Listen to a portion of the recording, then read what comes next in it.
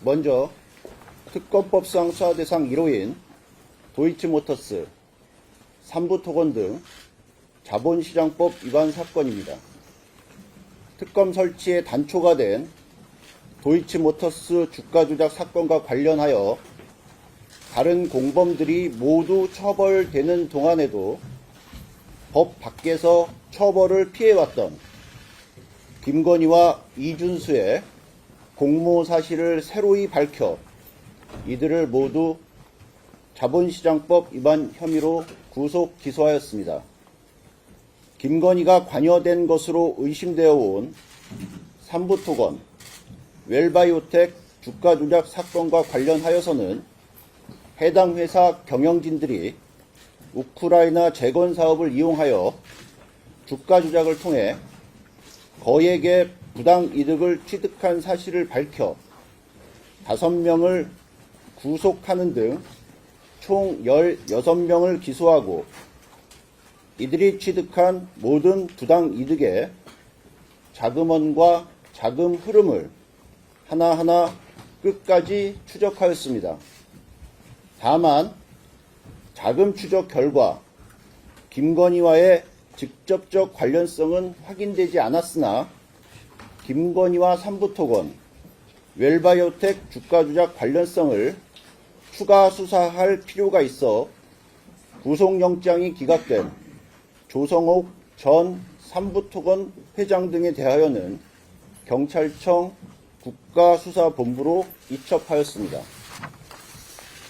다음으로 특검법상 수사대상 3호인 고가의 명품 가방, 다이아몬드 목걸이 등 금품 수수 사건입니다.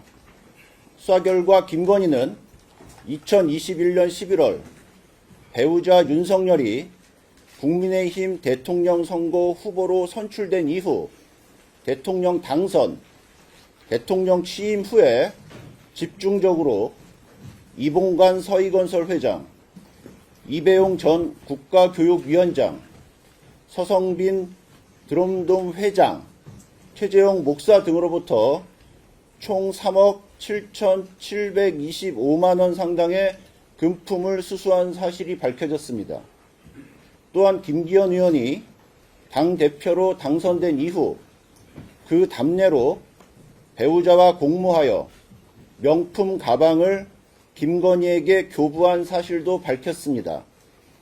윤석열은 배우자의 이와 같은 지속적이고 반복적인 금품 수수 사실이 있었음에도 특검 조사에서 그 사실을 전혀 알지 못했다고 부인하고 있으나 이를 쉽게 믿기는 어렵다 할 것입니다.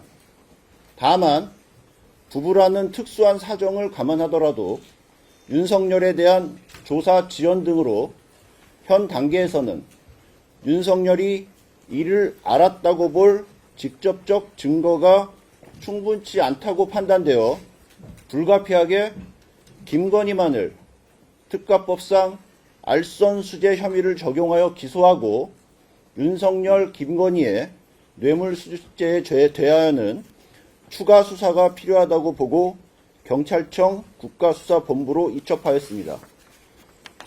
이상의 수사 결과를 통해 확인할 수 있는 사실은 다음과 같습니다.